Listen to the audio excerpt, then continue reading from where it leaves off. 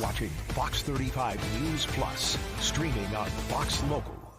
Welcome back into Fox 35 News Plus. I'm Garrett Wymer, and thanks for joining us on this Friday morning live on Fox Local and on YouTube. This morning, Congressman Randy Fine, a Republican from Florida's 6th District, was on Fox Business this morning, speaking with, he was on Varney and Company on Fox Business to talk about the fight over the federal budget. Also talked about the new plane controversy, the gift from Qatar to President Trump, and Trump's Middle Eastern trip. Well, I think we have to be focused on understanding that President Trump's the team captain, and we have to make him successful. We have to show that we can govern. And people have all kinds of perspectives on the bill, but the future of our country is at stake. We have a chance to show America we're worthy of their trust. Well, he's coming back to America right now from the Middle East. I'm sure he's going to get stuck into Congress and lay the law down. You got to do this. Do you think he can bring the holdouts to heel? I do, and I have great confidence in my leadership as well, Speaker Johnson as well, to get people in line. Look, there's frustration because our country is on a path to collapse over the next few decades if we don't deal with this debt problem. The concerns that people have are legitimate. I have them. I'm not willing to see this country collapse on my watch. And so I think we have to take these concerns into account, but we have to make sure President Trump gets his job done. Do you want more spending cuts written into this, well, even at this late stage? Well, I look at it this way. A half a loaf is better than no loaf. This is the first bill. It's going to be a big, beautiful bill, but I presume after we pass it, we're going to keep working on things. So this can't be the only thing we do to cut spending. But over time, over the next 2 years, we have to cut it a lot. We can't spend as a country more money than we bring in forever. You have all these businesses you talk about on here. What if they did what we did? They'd go away, and we will too if we don't make changes. Democrats in the Senate, they're trying to block arms sales to Qatar and to the UAE. This is because Qatar offered Trump that Boeing jet, a gift from the UAE. To me, this sounds like an excuse to just block whatever Trump's doing. What do you say? Well, it's clearly an excuse. UAE didn't give them the jet. So, I mean, maybe they need to pull out a map and get familiar with geography. Look, they're looking for excuses to do anything. They want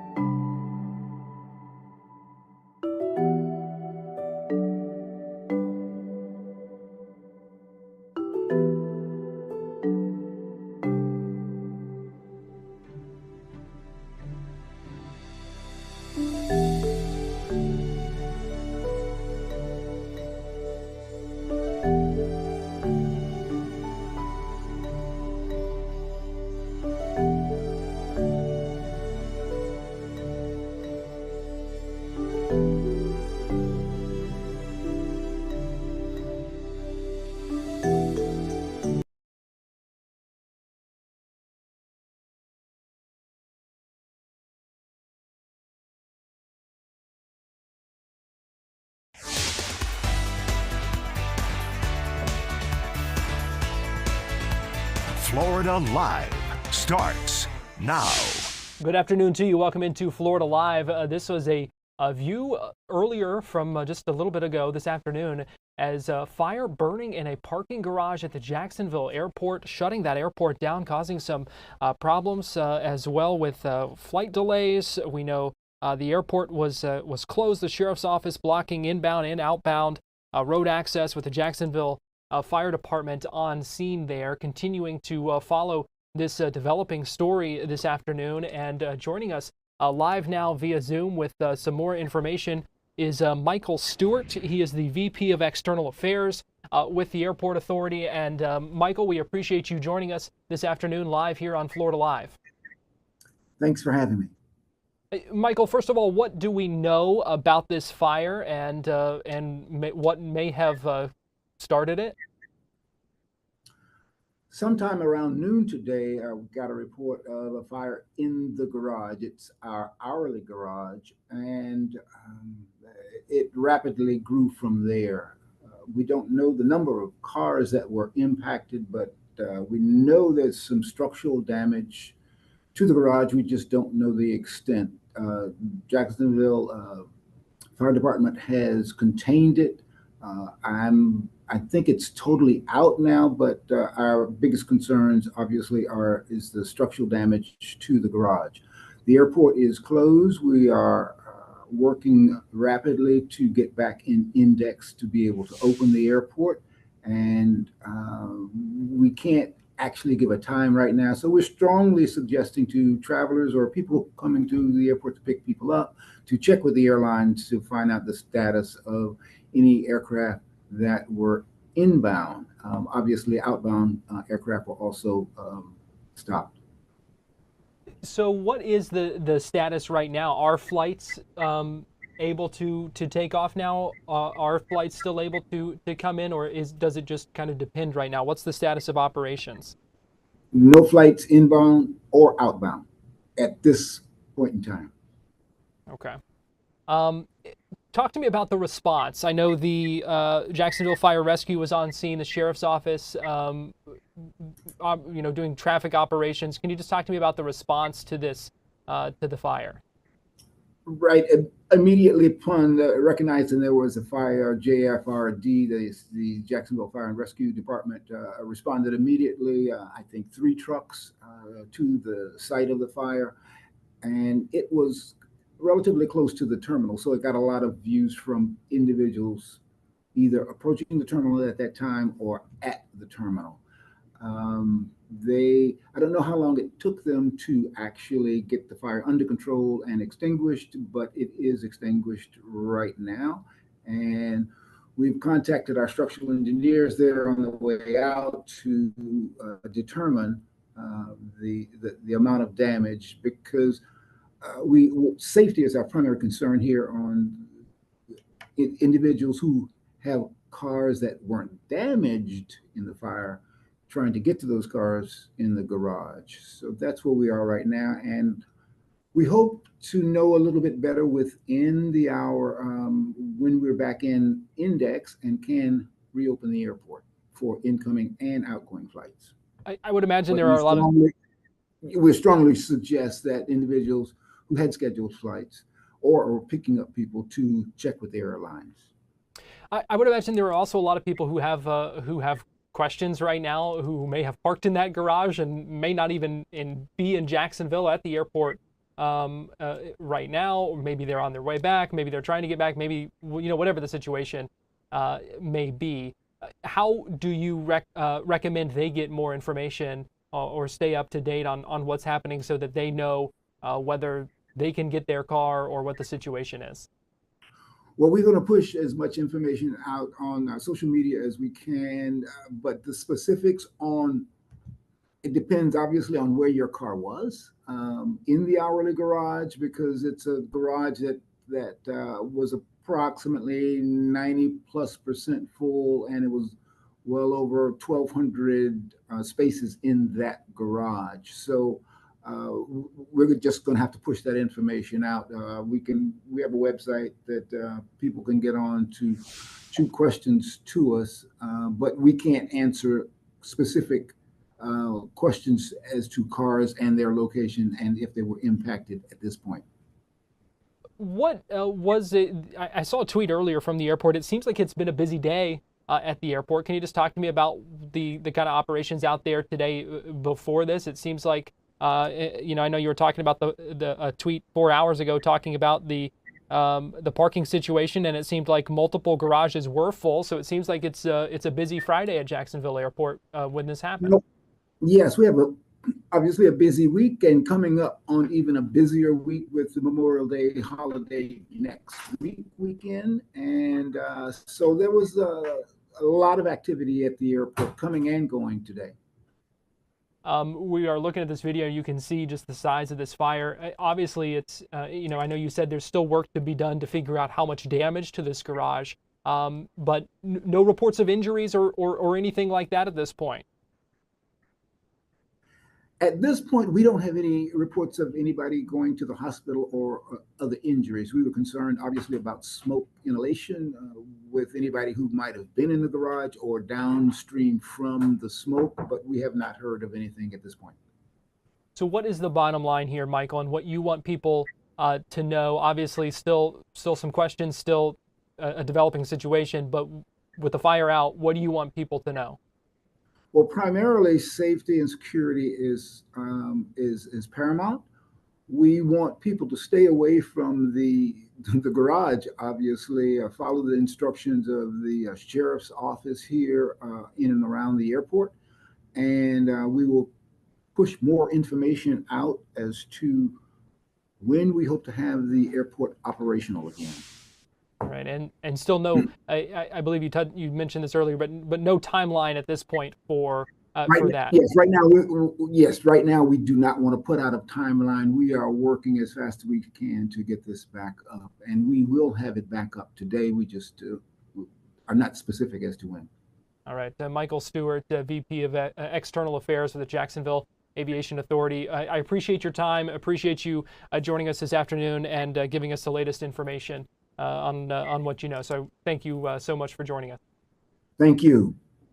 And again, just to give you another live look here at Jacksonville, you can see no longer smoke coming from that parking garage. As Michael was just telling us, his understanding is that the fire department has been able to thankfully put out that fire.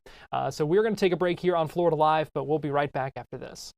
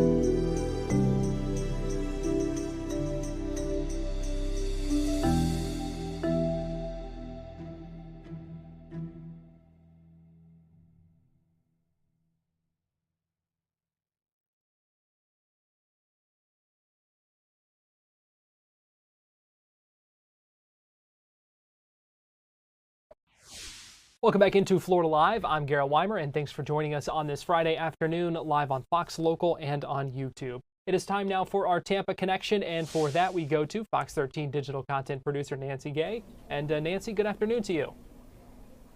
Good afternoon, Garrett. Today we're going to start in Polk County, where this morning Polk County Sheriff Grady Judd held one of his famous news conferences about the arrest of 255 suspects, including a former Tampa Bay Buccaneer player, who were arrested during a multi-day operation called Operation Fool Around and Find Out. Now, this operation focused on human trafficking, child predators, and illegal immigration. Sheriff Grady Judd said this was the first operation with the Polk County Sheriff's Office that had ice embedded into it. Now, during this morning's press conference, Judd said that suspects came from all walks of life, including a doctor, nurses, as I mentioned, a retired NFL player who once played for the Tampa Bay Buccaneers, an executive with the American Red Cross, and 36 illegal immigrants.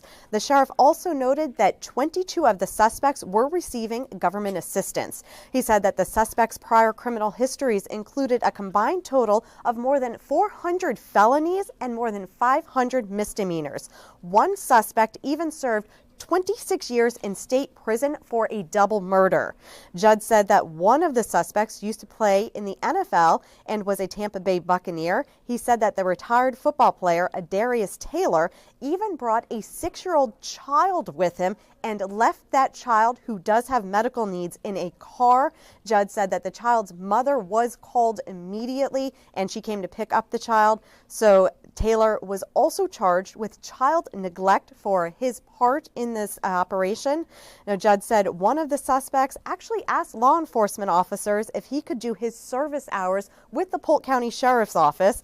And he said another suspect who works over at the St. Petersburg Clearwater Airport just cried a lot and actually wet his pants when he was arrested. Now, Judd said that 4 possible human trafficking victims were rescued as a result of this operation, and he noted that even if just one person was saved, that made the whole operation worth it. Now, Grady Judd did have a lot of his famous Gradyisms during today's press conference, and we will have much more coming up later on Florida Live. Garrett? I remember remarking at one point during that the sheriff was in rare form today. It seemed like he had a lot of interesting things to say. Yes, he did have a lot of interesting things to say, and some of them may actually be a little inappropriate for today's conversation, but he was definitely in rare form today at this press conference. And he even mentioned a mother and daughter who got arrested, and he said that the mother thought she was taking her daughter over to Polk County to buy drugs instead of meeting someone she was going to be engaged in prostitution, according to the sheriff. And he said that this woman thought it was okay to take her daughter across the county lines. She was from Orange County to purchase drugs. So both of them ended up in jail. Yeah, 200 plus arrests in this. So a big operation, a lot went into that, and a lot of material for the sheriff to work with, but a lot of serious charges, in this as well. Story number 2, Nancy, and that is an update on some beach bacteria in Pinellas. Yes, that's right. The Florida Department of Health has lifted its advisory for 3 Pinellas County beaches that had previously shown high levels of bacteria in the water. Yesterday, the Florida Department of Health actually issued that advisory for Clearwater Beach, Sand Key, and Indian Rocks Beach, and warned people against swimming in the water due to potential health risks. Health officials said water samples showed elevated levels of bacteria, which indicated fecal pollution may have somehow come from storm water and gotten into the Gulf. Stormwater runoff may have actually gotten into the Gulf water. Pets and wildlife, and as well as human sewage, may also have been in that water, which is why they issued that advisory warning people not to go swimming. Now, this morning, the health department said that the latest water samples taken from each beach actually showed acceptable levels of bacteria under state guidelines. Now, to see the latest test results from beaches across the state, visit fox13news.com. We do have a link on our website. Now, even though those levels seem to have gone down, it's up to beachgoers whether or not they want to go swimming this weekend. Garrett? It's interesting that it was kind of lifted so quickly. It seems like you said it went into effect yesterday and then already lifted. Yeah, it was really surprising. It wasn't even 24 hours between the time that the advisory went out and to the time it was lifted. So again, it is up to beachgoers whether or not they want to go into that water, and you can see the latest samples and all the levels on fox13news.com. All right, and story number 3 in our Tampa connection about a cat on the run in Lakeland. Yes, this has been one of our top stories since it was posted. A cat named George was at the SPCA in Lakeland. He was there to get neutered. but he actually escaped the vet and found his way back home 3 miles away. Now, after his surgery, the staff said he broke out of his cage, scaled a fence, and that's when George the cat vanished. The staff said that they tried to catch George. They were even hoisting each other up over fences to try to catch this cat. Now, at the time, staff said that George was still he still had anesthesia drugs in his system, which makes his escape even more surprising. Now, several days later, that cat, George, actually showed up at his house 3 miles away. He had to go through several subdivisions, around a couple of lakes, and even cross 5 or 6 roads. Now, a certified cat behaviorist told us that he thinks that it was a combination of scent, visual markers, and geomagnetism that helped George find his way back home. But he added that it may have simply been love. He said, contrary to popular belief, cats are very attached to us and they will find their way back home. George's owner said that he was distraught and heartbroken that George had gone missing. He said George needed a human touch, and that's exactly what he got when he returned home. His owner did joke, though, that he probably would have taken an Uber back home. However, he was very, very happy to be reunited with his cat. Garrett? That's quite a journey.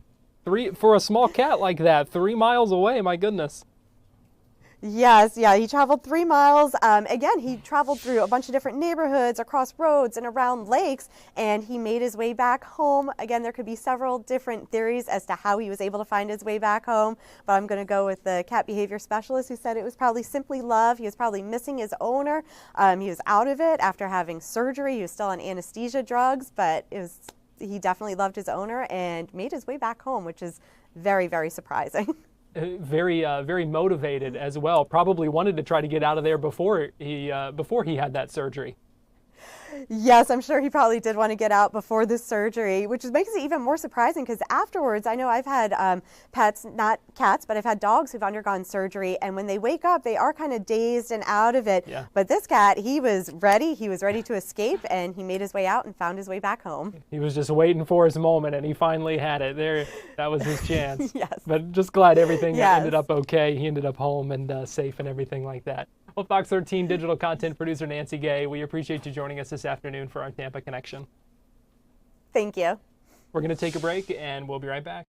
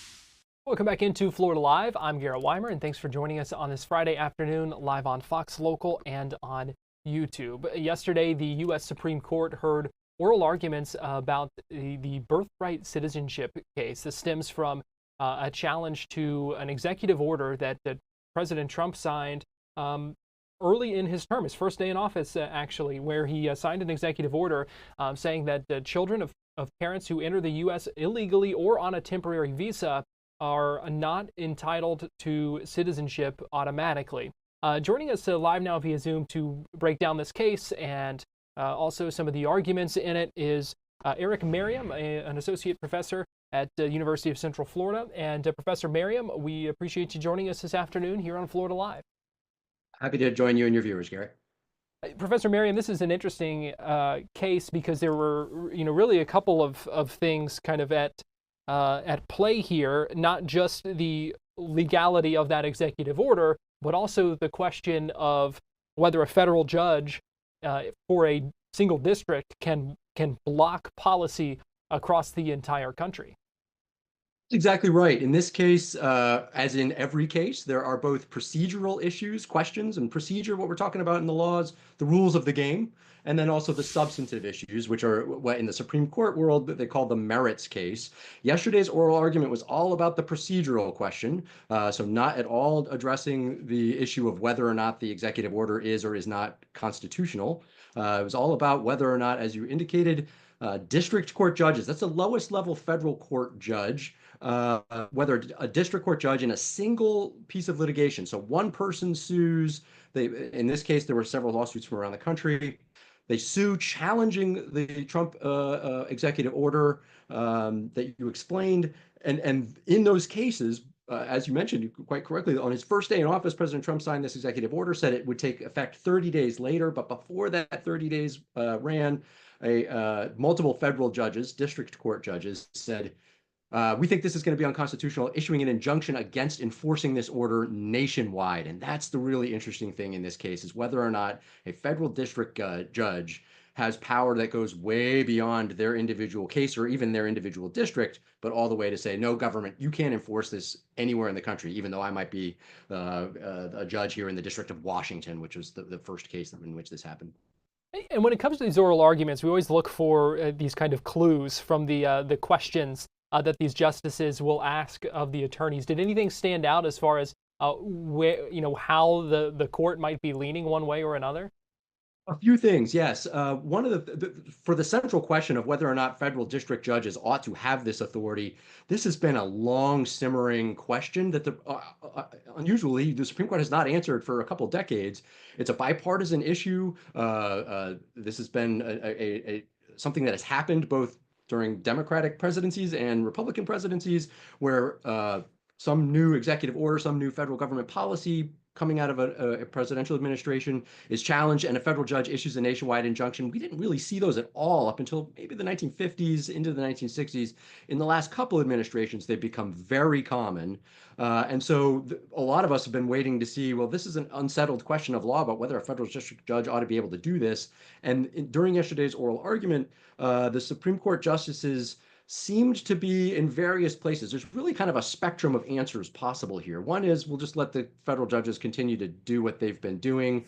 There wasn't a whole lot of appetite for that from the justices, maybe a couple. On the other end of the spectrum, it's we're never going to let federal district court judges ever issue nationwide injunctions. They can only issue injunctions in the specific cases before them. And if you want to, we can talk about some of the practical impacts of that in a case like this. And then there's kind of a middle ground where some of the justices seem somewhat interested in potentially in a case like this that might involve thousands, if not hundreds of thousands of people, to have some kind of class action where a federal district judge is assigned to handle the case, but not able to issue nationwide injunctions beyond the people who are actually participating in the case. So kind of a middle ground there. We saw support for those ideas from multiple justices. So where the court ultimately lands on the procedural question is tough to predict right now. I think that was the biggest takeaway. I'm not really sure what's going to happen. We do expect to get a decision by the end of June, maybe early July at the latest, on this question, but it could go any number of ways, honestly. I do want to go a little bit further down that path when it comes to the impact of if these decisions apply only to the individuals or groups involved in these specific cases, which would be a departure. What sort of impact would that have? Because that really would have kind of far-reaching ripple effects. Absolutely. And the Trump administration, through the Solicitor General of the United States, was arguing yesterday for that kind of that end of the spectrum. You can only issue opinions regarding the specific litigants in front of you. And when you think about the practical impact of that, what that means is if you want citizenship for your child and under the executive order, they're not entitled to citizenship, you file a lawsuit and the judge can say, okay, I think this executive order is unconstitutional, so I'm going to prevent the government from enforcing it, meaning government, you have to allow this person to be a citizen. That's that one person winning their one case temporarily with an injunction. That doesn't apply to all the others. And also arguing yesterday was an attorney general for the state of New Jersey, where one of the other cases that were combined here, arguing, what do we do in the interim? If it's not okay for district judges to issue nationwide injunctions, we're in a situation where maybe a district judge in New Jersey says it's unconstitutional and therefore anyone born here gets citizenship, even despite the executive order. But what do we do if somebody comes from Florida, where there isn't a district court opinion enjoining the government from enforcing the executive order in Florida? Is that person a citizen or is that person not a citizen when they move to New Jersey? It really leaves a lot of difficulty with people having different rights under the U.S. Constitution, seemingly based on where they happen to be born, where they happen to give birth to their children. And so that's the practical impact that the Attorney General from New Jersey was arguing. We can't have this different answers in 50 different places. And that's one of the reasons to argue for district court judges being able to issue opinions that would be nationwide. Another thing, if I can, just real quickly, there was no indication from the justices of any support. This doesn't necessarily mean this is the way it's going to go, but there was no indication during the argument of any support for the executive order itself on the merits, on the substance of the case, meaning most legal scholars, most judges, every judge who's actually issued an opinion on this so far has said that the executive order is unconstitutional, violates the 14th Amendment. Even the court's more conservative justices, who typically are more supportive of the Trump administration's policies, in this particular case, didn't say anything during oral argument yesterday to suggest they thought that ultimately the order was constitutional. That's not to say they won't down the road, but they didn't take the opportunity to do that in any of their questions yesterday. Do we think a decision will address both of those aspects, these procedural ones and the question of whether that executive order is constitutional? Great question. The court's more liberal justices seemed to be suggesting in their questions that they thought that was appropriate. In other words, it was kind of everybody knows this is unconstitutional. I'm paraphrasing wildly here. Everybody knows this is unconstitutional. And so why don't we just answer that question too at the same time? I did not hear support for that from enough justices. So I actually think, and in fact, Chief Justice Roberts, importantly, said, in other cases, we've been able to fast track these, get to the answers really quickly. So we don't need to answer both this procedural question and the constitutional question at the same time. We can get to that in the constitutional question in due course, and we can do that quickly. He actually referred to the TikTok case, which we talked about a few months ago, as an example of a case in which the Supreme Court can decide the substantive issue really quickly. So I actually do not think, based on their questions yesterday and the kind of the indications they gave us, that they will be deciding the constitutional question by the end of this term, by the end of June, beginning of July. I think they will decide the procedural question of what the power of a district court judges are, but I don't think we're going to see an answer on the fundamental question that we all want to know the answer to, which is whether or not the executive order violates the 14th Amendment. Yeah, and it seems like a lot of times in cases like this, they don't answer those questions unless they really have to. You're absolutely right, and we've talked about that before. The idea is the theory of constitutional avoidance. The Supreme Court, even though we think of them as, that's who decides these constitutional questions, they themselves often try to stay away from answering constitutional questions if they can. I don't see that as a possibility down the road here. I think the executive order clearly raises the constitutional question, and I think within the next 12 months, the Supreme Court's going to have to answer it. The Trump administration, through the Solicitor General, was advocating for not answering that question, letting things go as long as possible. But I think a year from now, if we talk about it, I think the Supreme Court will have answered the question on the constitutional case. All right, Eric Merriam, Associate Professor of Law at UCF. We appreciate you joining us. Always love talking with you. You have a great perspective for us, so we appreciate you joining us here on Florida Live. My pleasure. We're going to take a break, and we'll be right back after this.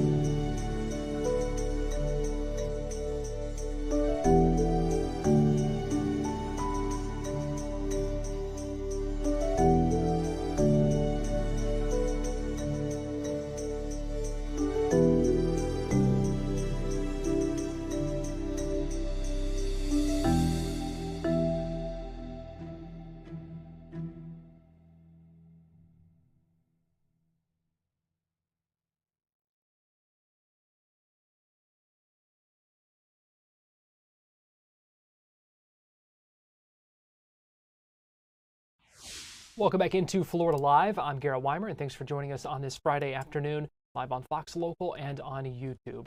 An Orlando-based hospitality company says it paid out a $1 million bonus that was supposed to be for the CEO to scammers. That's according to some federal court documents first reported on by FloridaPolitics.com. And according to those documents, that company was the victim of what's called a business email compromise, where the scammer hacked into the CEO's email, ended up sending an email that appeared to be from the CEO, asking for the bonus to be sent to a new bank account and giving that bank account information for it to be wired. And it was only after a second email was sent asking for more money that officials realized what had happened. So how does this happen? And what are the takeaways, even if we're not a CEO expecting a $1 million bonus check in our bank account? Those are the questions I asked Matt Rose, the CXO for Tech Rage IT, earlier today on Fox 35 News Plus. Unfortunately, these are all too common. The attempts are made all day long, and everybody should expect that they've happened to them or will keep happening to them, no matter, like you said, whether you're a CEO with $1 million bonus or just a regular Joe. One of the things that stuck out to me from the court documents is that it says the company's IT had blocked several attempts before of someone trying to get into the CEO's email account, but it only took one. One attempt was successful, and then they got in and were able to get this $1 million. Yeah, there's kind of a common saying in the security world that, you know, the attackers only have to be right once. We have to be right every time. And so it only does take that one time. I mean, if you would look at logs for CEOs of any level company, let alone, you know, the company of this size, you're going to find that they're attacked all day long, constantly. And so it can be a lot of fatigue if you're looking through logs and whatnot. And it does just take that one, which can happen via various methods, unfortunately. That's a good point you make about, you know, it only takes them one time, but you have to be right all the time, you know, when you're trying to protect from these things. So what kind of protections are in place or need to be in place to try to prevent something like this? So it's kind of an interesting one. I mean, the first and foremost, everybody should have multi-factor authentication. We've talked about that before, and that's a must. There's a statement from Microsoft that's a few years old now that says that, you know, MFA will stop 99.9% of attacks. It's not entirely true. That they're talking about what's called a brute force attack, or something where someone's just guessing your password. And in that case, it's true. MFA will stop virtually all of them. This is not what happens with these kind of attacks. So MFA is the first and foremost. But unfortunately, with a lot of these attacks, they actually, even those logs talking about that they blocked from different locations, there's a lot of different things you can do, but there's actually a thing called a token, and it's very technical to into, but it's kind of this large code that you get that when you successfully log in with your password and a MFA, you kind of get a token. That's what allows you to keep logging in, at least for so many minutes or an hour, whatever you can do. And they steal that. And you don't realize it's even happening half the time. It's, you know, this fake DocuSign or a fake thing that signs you in. And really the only way to protect against that is to monitor and hope to shut it down as quickly as possible. There are various tools out there that do that for you, but you're sort of still behind the ball game. Instead of trying to prevent it, you sort of have to just see that something happened and shut the door as quickly as possible. Is that the bottom line here, is that there really is no 100% way to avoid something like this? Yeah, there's not. It's a common thing that in the IT industry, I get frustrated, and it doesn't happen often, like, luckily, but like, you as an IT person, you're never hack proof. You're never 100% protected. And if someone's telling you that, unfortunately it's never possible. It's like saying your house can't ever be 100% protected for someone who really wants to get in. You have the best security system in the world. There's always a hole. It's why we watch movies where things happen. But there is no way to be 100% preventative. You have to respond as quickly as possible, and you have to have as much measures in place, not just those things like MFA, but it's also training. It's why companies have security awareness training and tell you what to look out for in emails, tell you to, even things like wiring money. The most common thing you can do is say that before you wire funds, especially to a new account, you pick up the phone and you call. And now that's getting harder with AI. We've talked about that as well. But you need to have human level things you do and you need to also have kind of tripwires on the back end that will help you figure out when things are happening too, but that you will not prevent it 100%. It's getting kind of scarier and harder to prevent these things as well because of those other kind of factors that you talked about, like AI and things like this. Is this only going to get harder to prevent as things continue to advance? Absolutely. I mean, and this type of attack, a business email compromise, this is essentially what phishing has turned into nowadays. It's low tech for the attackers.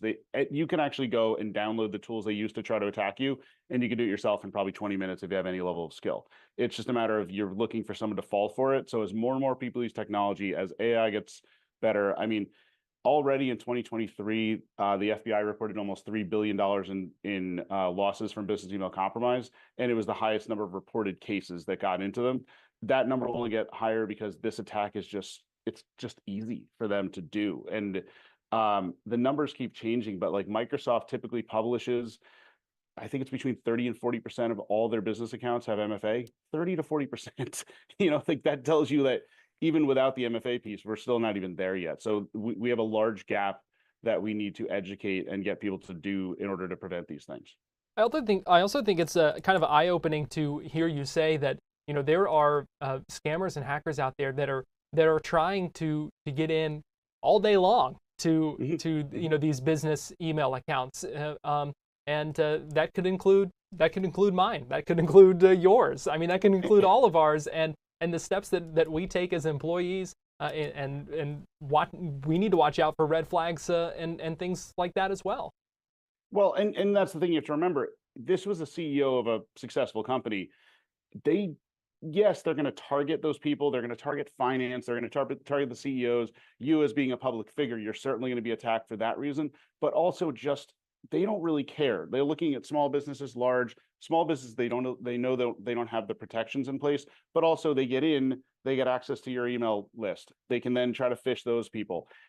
It's a sales game. It's marketing. It's numbers too. So they kind of don't care. And just because you're a small business, just because you're whatever the low, what you consider a low position to be at your company, doesn't matter. It's still important. Well, and looking for those soft targets, looking for those potentially easy ways in, and then, like you said, that may open doors to a number of other avenues for them. Yep, pretty much. We're going to take a break here on Florida Live, but we'll be right back.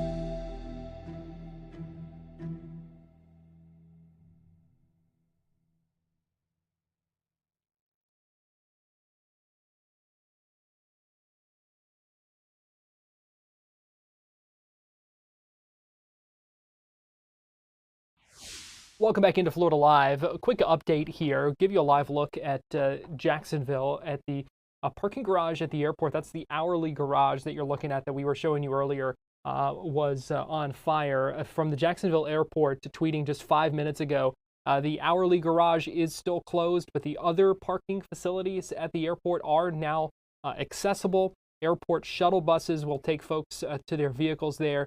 They're saying the pickup location for those shuttles is on the lower level of baggage claim. So operation slowly getting back to normal at Jacksonville Airport after that fire. Again, still not a lot of information about what exactly happened, and that hourly garage still closed. That's going to likely be a little bit, as we talked with the VP from the airport, the VP of External Affairs at the beginning of the show, telling us that they're getting that checked out for structural damage. So certainly a process there. We'll continue to keep you updated here on Fox Local. Give you a live look now in Miami, where tonight the Citrus Series kicks off, 7:10 p.m. The Tampa Bay Rays and the Miami Marlins. And joining us live now to talk about this is Eli Sussman, who is the founder of Fish on First. And Eli, we appreciate you joining us this afternoon here on Florida Live. It's great to be on with you again, Garrett. All right, Eli, so the Marlins, been a bit of a tough year for them so far, 16-26. They have lost their last 6 series in a row. What has been going wrong for them that hopefully they might be able to, in their perspective, might be able to fix in this series against the Rays? It starts with their starting pitching, which through the years when they've been competitive, that has been their calling card, their strength. The rotation led by Sandy Alcantara, who not that long ago won a Cy Young Award, but he's kind of been the face of their struggles in that aspect so far this year. They don't eat innings, they don't throw strikes, and it's put a lot of pressure on their bullpen. It has had that ripple effect, where, as you pointed out, they've lost 6 consecutive series, where even when one thing goes right with their starter, it usually doesn't sustain. And maybe they are finally turning the corner in that respect. They just got Ryan Weathers back from the injured list. He was poised to have a big year based on spring training. And it's hard to believe that Alcantara will continue to struggle as much as he had to this point in the season. So that's been their biggest weakness so far. A lot of other aspects have actually been surprisingly decent. So once that turns around a little bit, they should be putting up a better fight than they have the last couple of weeks. Yeah, I keep thinking Alcantara's going to turn it around. Alcantara's going to turn around. You have to think at some point he will. What has been the problem with him so far, though? The biggest thing has just been his command not being anywhere close to what it used to be, where when he throws pitches over the plate, they are too much over the plate and leading to a lot of more damage than we're used to seeing. And then just in general, he's had these spells where he completely loses the zone and puts on too many free base runners. He's historically, and this has been an issue for the entire staff, a lot of trouble controlling the running game. The Marlins have allowed by far the most stolen bases in baseball this year, largely because their pitchers are too slow to the plate. So he's been one of them. That seems like something that should be coachable as the year goes on, just having those guys be more cognizant of runners on base so that small things don't snowball into pretty big innings. I think he's slowly putting it together coming off Tommy John surgery. But yeah, at this moment, I think it's been somewhat of a worst case scenario with him, an ERA that is north of 8 when we're more than a quarter of the way through the season. Now, you mentioned there have been some bright spots, though, including on the Marlins offense and some hitters who have been really tearing the cover off the ball. Yeah, that starts with Kyle Stowers, and he was the one from the very beginning of the season, an opening day walk-off hit. He really has not slowed down all that much since then. He won National League Player of the Week earlier this month, based largely on a walk-off grand slam that he hit on their previous homestand. And he's just entering the series. He's coming off another 2 home run game. He's had 3 separate games with multiple home runs. Overall, he's on pace for 38 homers. The Marlins haven't had that many from any players since somebody named Giancarlo Stanton won National League MVP 8 years ago. That's been a revelation considering how much he struggled just last season when he came over to the Marlins originally. Yeah, other than that, Connor Norby is coming around, who was acquired in the same exact trade and got off to a slow start coming off a minor injury. But now he's a really productive third baseman for them as of late. And the catching situation has been a nice turnaround from recent years where Augustin Ramirez, in my opinion, he's one of the front runners for National League Rookie of the Year at this point. Has mashed since his very first day in the majors, which was just a few weeks ago. And now they are finding spots for him in the lineup basically every day, either as their catcher or their designated hitter. So Augustin Ramirez is definitely one that I'm focused on, only 23 years old, and he has hit the ground running as a big leaguer. We talked about the Marlins' struggles, losing 6 series in a row. The Rays, on the other hand, they're 20-23 and are coming into this having won their last 2 series. Yeah, the Rays have been a fascinating group. Overall, I think a more talented team than the Marlins are and a more experienced team. The difference between whether they're at home at George M. Steinbrenner Field playing at the Yankees spring training facility versus on the road has made a pretty big difference. They've been a good team on the road, a top 3 road win percentage in baseball, whereas they're bottom 3 in win percentage when they play at home in Tampa so far this year. This iteration of the Citrus Series is in Miami, so maybe that is a fortunate for them, just considering that trends that they've had this year. And they've a breakout hitter of their own in Jonathan Aranda, who very similar to Kyle Stowers. It was unclear what his place in the big leagues would be entering the season, and now he is very firmly on track to be an all-star representative for them in the middle of their lineup. So these organizations kind of mirror each other in that way, having one guy who has taken a huge step forward this year, just as he's seemingly entering his prime years. Overall, the Rays have had a lot of success against Miami going back the past few years when we're talking about these Citrus series. Yeah, I was excited to talk about that. It's hard to fathom how lopsided it has been the last handful of years. They meet every single year, usually home and home, a series each. And overall, the Rays have won every single year, those head-to-head matchups over the last 6 years. Overall, 24-4 against the Marlins. That is an .857 winning percentage. Going back to 2019, they have swept the Citrus series in a couple of those years. That's one of those things where even if the Rays are the more talented team overall, you would never expect that kind of disparity between 2 groups. That history is just hard to ignore. The fact that every single year the Rays have convincingly won this head-to-head matchup between their in-state rivals. Yeah, so we will see. It's still fun when you're playing those in-state teams. What are you going to be watching for tonight? Well, tonight's the series opener. It's another Max Meyer starts, and he's somebody that at his best had one of the very best pitching performances in baseball this year. He had a 14 strikeout game last month in Miami.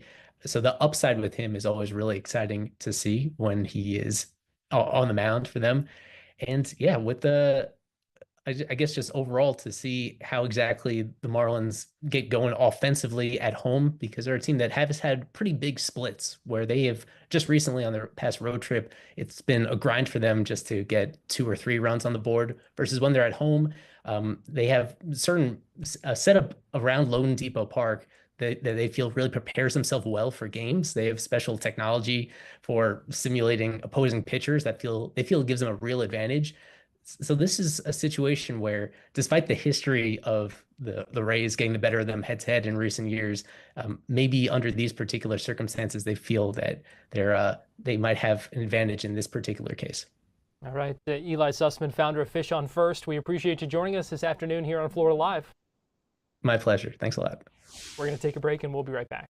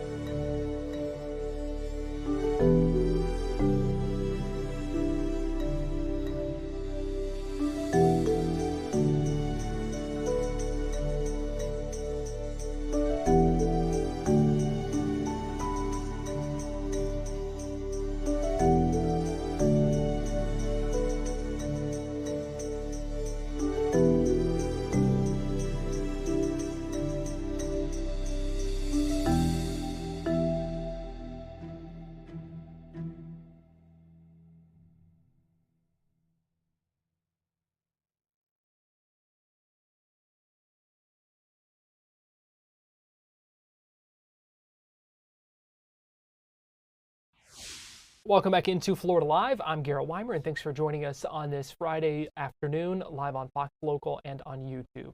Today, Polk County Sheriff Grady Judd announced more than 200 arrests in the Operation Fool Around and Find Out. We talked about the details of that earlier on with Nancy in our Tampa connection. It did result in the arrest of 255 suspects, and the sheriff's office says 36 of them, so 36 of those suspects, were in the country illegally. Polk County Sheriff Grady Judd talked about the partnership with ICE and the arrests of undocumented immigrants in this bust. I want to say some things that our colleagues, our federal colleagues, are not permitted to say because they work for bosses who work for bosses who work for bosses. I can't say enough good about ICE, the ERO, and the HSI guys and gals. They are hand in glove with us every day. They have a mission from the President of the United States. We also have another mission at the state level from Governor DeSantis, and that is to keep people safe. Now, I want to underscore one more time, 15% of the people that we arrested weren't even supposed to be in this country, but they were in this country committing crime. 26 of the 36 here were not documented at all, which means they didn't come across the border illegally and then check in, as we were led to believe they were doing. But 26 of the 36, they had no information on them at all, which means they snuck in the border and they're in the country. So we really don't know how many illegal immigrants are in this country. We know how many came in and checked in. Several of the comments that these illegal immigrants made is, yes, they're feeling the pressure, but they're not going anyplace. We asked them, hey, will you take the $1,000 and go home? And they go, of course not. No, we're not doing that. We're staying here. They're going to stay here until we make them leave. We heard stories of why they were crossing, as they were making their way to the border, that people dying at various crossings in Mexico and Central America. One told us that he made a $20,000 payment to a coyote to get him into the United States, and he walked for 5 days through the desert. Another said he paid $10,000. Now, he's been deported 3 times and he keeps coming back. Another paid $7,000 to come across. When we ask one, why do you keep coming back? He said, oh, I always keep coming back. I'm in construction. I can make $60,000 a year here under the table. And I can make, $6,000 in Mexico, $10,000 in Mexico. I'm always coming back. Even when y'all send me away, you're going to have to stop me again. Ladies and gentlemen, another reported that he came here illegally from Cuba and saw 2 people drown along the way. They shouldn't be here. They're committing crime. They're taking up resources of United States taxpayers. They're not coming here the right way. We open our arms to those immigrants that come here legally and appropriately. But the ones that come here and commit crime, that is 100% totally not acceptable. Now, I would ask if Ms. Peters, Rita Peters, from the statewide Office of the Attorney General would come. James Uthmeyer, our Attorney General, is always eager to send people and to help us with these operations. And Ms. Peters, as I said earlier, is just simply the best of the best when it comes to prosecutors. That was Polk County Sheriff Grady Judd talking about the partnerships with ICE, arresting 36 suspects in that 255 that were arrested as part of that Fool Around and Find Out. Want to let you know, show you one more time these images from earlier today at the Jacksonville Airport. Our understanding is that some things are back up and running. Again, I read that tweet a few minutes ago showing that the other parking facilities are back open. We are still seeing some impacts to flights in that area, so just check with your airline if you will be heading to Jacksonville, flying out. And again, stay tuned for more information about what's going to happen with the cars in that parking garage. Again, that was earlier. I can give you a live look now. Thankfully, that fire is out, but still a story that we are continuing to track the impacts of this afternoon. That's going to do it for us here on Florida Live this afternoon. We appreciate you joining us. Hope you have a great rest of your day and a great weekend. We'll see you Monday at 2 p.m. here on Fox Local.